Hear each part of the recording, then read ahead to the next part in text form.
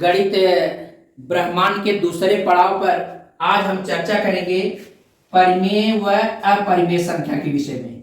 इसके पहले हमने आपको बताया कि गिनती की सभी संख्याएं जो एक से आरंभ होती हैं उनको हम नेचुरल नंबर या प्राकृतिक संख्याएं कहते हैं।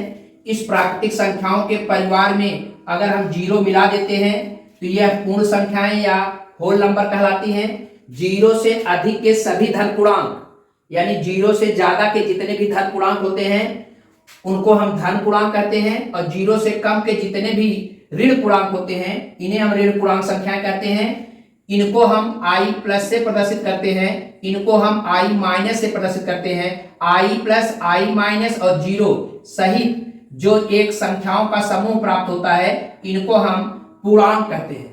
पूर्णांक में दुनिया की सभी पूर्ण संख्याएं जो कंप्लीट नंबर होते हैं वो आ जाते हैं, यानी इसका विस्तार माइनस अनंत से प्लस अनंत तक होता है, यानी इससे ज्यादा कोई संख्याएं नहीं हो सकती। अब बात करते हैं कि परिमेय संख्याएं तब क्या है। परिमेय संख्याएं जितने भी ये पूर्णांक हैं ये तो पूरे पूर्णांक परिमेय संख्याएं होती ही हैं।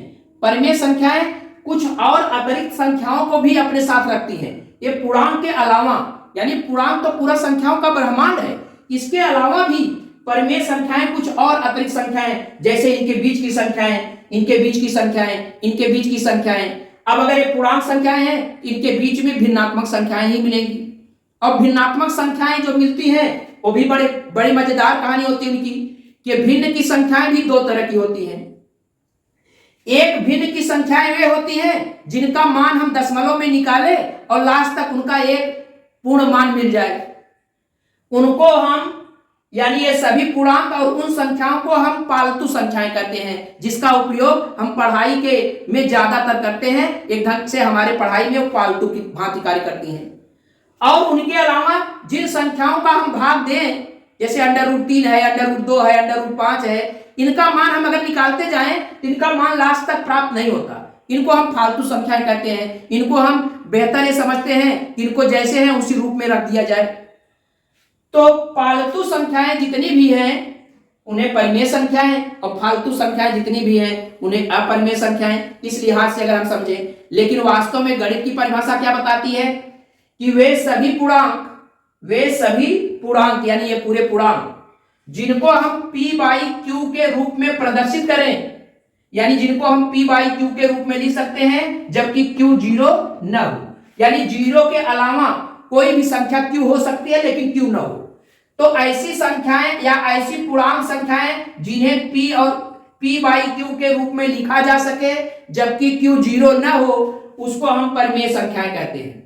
अब जरा ध्यान सुनिए कि p का मतलब सभी पूर्णांक जीरो सहित। तो इस लिहाज से हमने जो परिभाषा हमारे समझ में आई, हमने इसको इस तरह से बना दिया कि शून्य सहित पूर्णांक और बटे शून्य रहित पूर्णांक।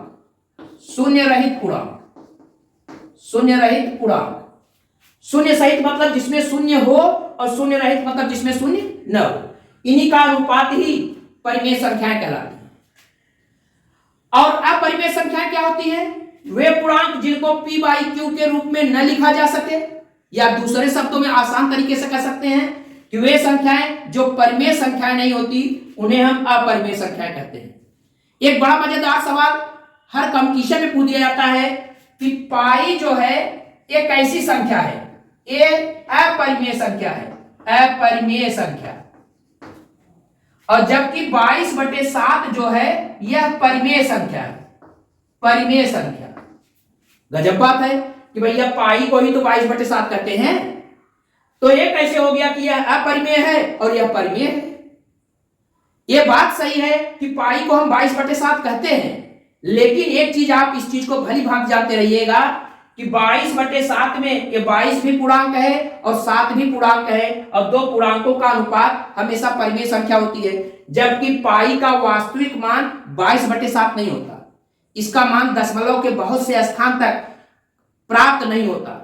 तो ये नियरली मान है 22/7, एग्जैक्ट मान 22/7 नहीं है, इसलिए 22/7 परिमेय संख्याएं हैं और पाई जो है अपरिमेय संख्या है।